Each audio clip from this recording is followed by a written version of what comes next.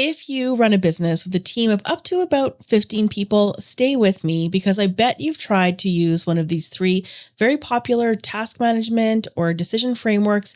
You found it didn't work for you. I'm going to tell you why in this video. And I also have a free tool that you will be able to use in your small business that will help you sort out your delegatable tasks in a very easy way. Stick around to the end of this video. I'm going to show you how it works and I'm going to give it to you for free. I'm Chris Sapola. I help small businesses build sustainable business and delegation systems in their business. If that's something you're working on, subscribe to this channel and or join my free school community, High Return Leadership. Hope to see you there. With that, let's get into the frameworks. To start, I'm going to give you a one-line comparison between each one of these frameworks so we get a really high-level overview of what they actually do. So RACI assigns roles on tasks. DACI is really a process made to make one decision, whereas RAPID assigns decision rights across a whole organization. Let's take a bit of a deeper dive into each one of these frameworks so we can see what they're really used for, how they don't work in our small businesses, but also have one takeaway from each one that we should be using in our small businesses. So the first acronym or name we have here is RACI, Responsible, Accountable, Consulted, and Informed. This came out of a mid-century corporate scenario, and what it does is it maps who does what across a process when there's a lot of hands involved in that process. So of course, in small business with smaller teams, it's kind of the other way around where we have less people with more tasks within that process instead of the vice versa. In RACI, one thing that I think is important to take forward with us is making sure we're naming roles and individuals and never departments in any of these particular things. So if you can't name one role or one person when we're assigning a task and delegating a task, the pathway can be a little bit unclear. And that's where you start getting questions back to you. Your inbox is getting a bit fuller. You're getting people saying like, hey, I have a quick question. Making sure we're assigning to direct roles and individuals is going to help alleviate some of those problems. Next, we have DACI. So that's driver, approver, consulted, and informed. It came from Intuit and it became popular through Atlassian. So this is basically a procedure for making a decision, not assigning them. But for us in our small businesses, when we're delegating, we're actually assigning multiple small decisions during a process, not that one larger decision. One thing that's great to keep from DACI is the single approver, always just one. When we try to have multiple people doing approvals, that's when things get a little bit messy. Maybe people aren't making the decision or decisions get pushed through when timelines are coming by and maybe the right decision hasn't been made in that case. So that one approver really does keep things very nice and clear. Next, we have RAPID, which came out of Bain and Company. And then in 2006 was featured in an article called Who Has the D, where D means delegation. And the argument here is that it was difficult to always determine who had the decision right in those particular decisions that needed to be made, especially in a large organization. In a small business, once these things are documented, it's very easy for us to find those. They don't generally get lost because instead of having hundreds of employees, we have our small team. Everybody's going to know where that information is when we centralize it properly. So one thing I think is important to keep that comes out of RAPID is understanding the difference between having a veto right and having an advice right and how you're communicating those things. So you might be saying to your team member, okay, please check with me on this thing. They might be thinking, oh, they want to advise me. You might be thinking, I want to have veto rights. And then what can happen at the end of a process is the decision comes back and it's like, oh, I meant for you to actually let me know so I could say yes or no to something. And where that person's thinking, okay, well, we just want to do advice. Those are two different things. And that can get a little bit tricky later on. Here's some other reasons why these 3 frameworks just don't work for small businesses. They were really built for larger organizations that have dozens, if not hundreds of employees, along with multiple departments. And of course, as small business owners, we don't have that. Additionally, all 3 assume that the standards are documented and that everybody knows where to find them. If you started your business as an expert and now you're growing your team and you're wanting to take that information in your mind and download it to your team, these frameworks do not have a mechanism for that. They already assume those live somewhere. And so as you're growing your business, you now need to document those things and make sure that they're very clear. And that's why these 3 frameworks are great in some ways, but they don't hold that space for making sure your standards are available to your team when you're delegating. A quick visual representation for those of us who are maybe a little more visual. These three frameworks are definitely assuming that each role has maybe different people in that role. And that makes sense because, of course, they are a larger organization. So you can see in these frameworks, we're kind of zigzagging through people when we're assigning tasks and when we're assigning decision rights. In reality, for us, when we have smaller teams of up to 15 people, it's a little more linear, let's say. So you might have one person in one role, and then you might have another person who's holding on to two roles that would be normally two in a different organization that has a larger volume, for example. And then, of course, maybe you have another person in another role, and that can be any kind of permutation that we could think of. The other important piece here, though, is as you are transferring your thinking and your standards to your team through a delegation process, you're probably still doing a lot of things in multiple roles. So you're probably the recommender, the approver, the decider, and you're also probably doing a lot of that client deliverable work, which means that when we're starting to build out these frameworks, it doesn't always make sense because we have a single person or maybe a couple people in each one of these columns, and then it starts to look a little bit silly and there's not a lot of value in that. So what we really need is a way to transfer our standards as well as assigning the tasks to really build our delegation system well in a way that people will understand and they'll be able to follow, and you'll feel confident in delivering. If you find you're assigning tasks without those standards, that is what is absolutely going to keep your inbox full and your Slack channels pinging and people knocking on the door and saying, hey, you got a second? So I promised you a nice, easy way to sort these tasks out in a way that can help you actually delegate them and your standards in your business. So here's a quick 20-minute activity that is going to save you hours of time. Take this 20 minutes, nice deep work, and you can reap the benefits from there. Very easy exercise. So what we're going to do is sit down and we're going to list every decision that reached you in the last couple of weeks. So these are decisions, not tasks. Really, really important to differentiate that in this exercise. If you're not sure where to find these things, think back to past conversations, look in your inbox, look in your messaging channels, in your notes and things like that, and make that list as robust as you possibly can. And especially if there's smaller things that are coming back to you, you definitely want to pay attention to those. If there's something larger, like revamping a whole system or purchasing a piece of software or something like that, that's not the type of decision that should be on this list. It's more like the things that you think to yourself, oh, I've answered this 100 times, or oh, I feel like they should understand this by now, or those types of things are happening in your mind as those are coming to you. For each one of these items on your list, you're going to ask yourself two questions. They are yes, no answers. Question number one, if we made a decision, could we reverse it in a week or whatever time frame works for you, depending on the task? You want to say yes or no to that. The second question is, can I write the standard down in about 3 bullets in a way that a person could take and execute without me sitting there? Again, a yes or no question. Answer really fast on these. If you're hesitating at all, just put down a no and move on.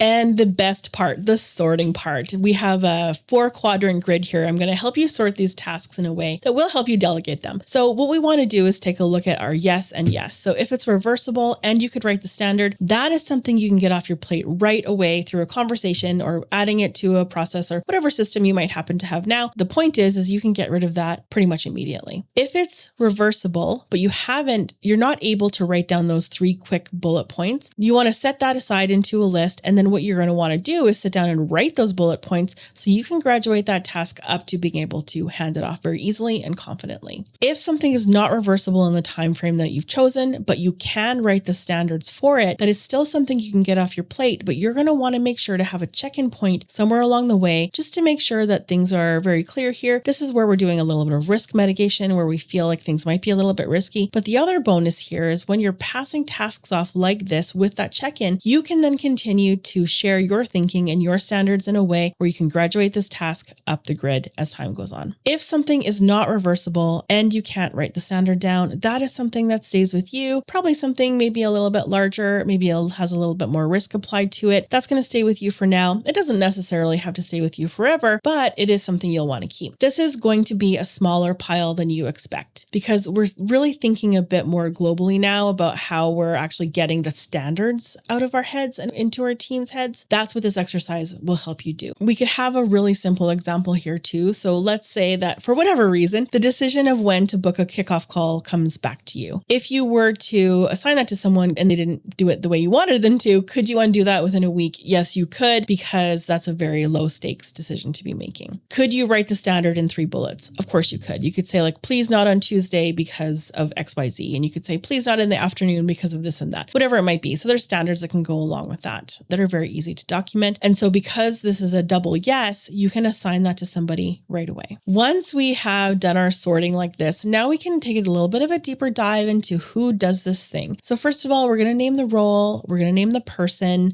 We're never naming a department like I mentioned before, because that gets a little bit messy. And of course, this in your project management software could look like something that you just add on to one of the tasks in there. And I think, that makes things nice and clear. Much easier if you have more than one person. This also future-proofs you too, because it's really difficult to go from one person in a role to two, in the sense that now you have to decide how you're going to split up the work and that sort of thing. If you have these types of standards documented, it's very easy then to look back and say, oh, we need to split this, we need to split that. And then it's much more efficient for building those new systems as you are growing your team. The third part of this is really important, and it's who they can ask for advice if a question comes up. So in some cases, this might be you, depending on the task and depending how long that person has been with you. But in some cases, you can actually pass that in between team members. And what that does is it builds a lot of great relationships between the team members. It's building a lot of trust, not only between those team members, but with them and you, because now you're trusting them to handle the decisions that you want them to be handling. Super great exercise to build a lot of great culture in your company. So these three frameworks that we discussed before, RACI, DACI, RAPID, a lot of times that approver seat is kind of the king seat in these particular frameworks. In a team of 8, you might want to keep that approver seat, or you might want to start testing out who might be able to take some of those approvals on for you, depending on how your team is built and what the structure is. Even if you were to be the only person to keep the approver seat, you can still hand off some of these smaller decisions that happen within processes to your standards using the sorting exercise that we just went over. And that's, if you're not doing that, that's what can hold you back from scaling. So I have actually built you a tool. It's a live artifact, so it doesn't actually hold your information, it doesn't store it anywhere. You don't need an account or anything like that. But just be forewarned that if you refresh this tab, it will lose your work. So if you're working through this, then just keep that in mind. Super easy tool to use. First of all, we're going to put our decisions in the tool. So we're going to start with our decision list. There are some examples here you can use. They may or may not apply to you, really more for demo purposes, but you can see that as I add them, we're able to delete them if we want to. And of course, we can put our own things in here as well. So here I'm going to say AR follow-ups.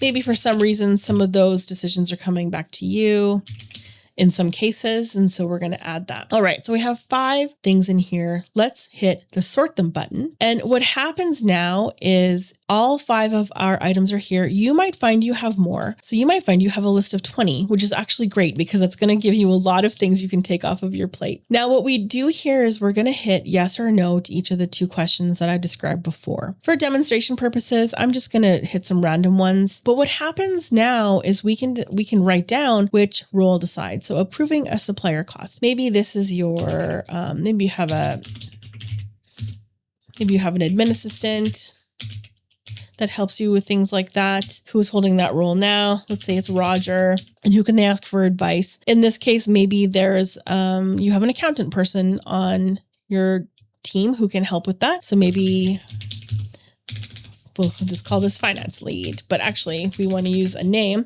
So in this case, the finance lead is named Paul. So Roger and Paul are going to work together on that. There's also, they're going to know when to escalate to you as well if there's something that's a very big outlier. So just for demo purposes, I'm going to do some different combinations here to show you what happens as we complete this tool. So here we have yes and no to these questions. Which role decides? Here we're going to put our finance lead. And we know that's Paul because we just discovered that.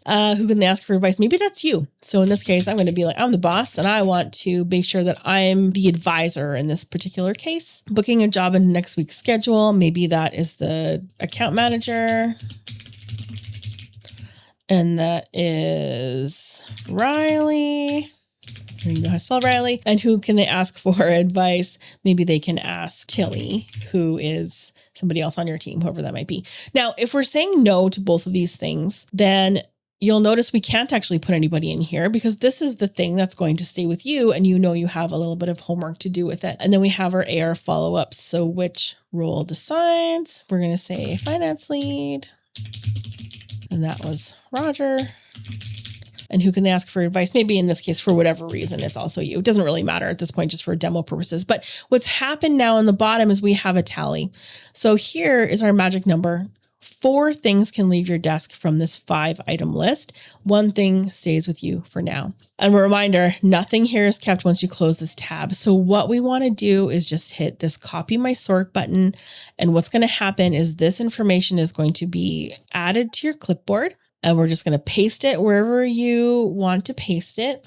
And what happens now is the list is sorted for you along with each item, which role should be the decider, who that role is held by, because you might have more than one person in a role, and then who they can get advice from. So that is all sorted. I spelled manager. That is all sorted in a way that is nice and easy for you to use moving forward. So you can make your checklist from here, whatever else you need to do there to make sure that you are taking this list and delegating well. So again, to make things a little easier for you, this tool is totally free. Of course, you can do this manually following through the video as well. You again list your decisions, you answer those 2 questions about each one, and then that you can sort them into those 4 quadrants that tells you what to do with each one. Again, take about 20 minutes for this. It could be a weekly thing for you as well. You can continue to build this delegation skill, and the sorter can help you do that. Now, if you do want the tool to make your life a little bit easier, you can comment decide below and I will send it to you, or you can join High Return Leadership, my free school community. This tool and many others are available in that community as well. It's a great place if you're looking to increase your leadership and delegation skills. I definitely invite you to join. Thanks for watching. I'll see you in the next video.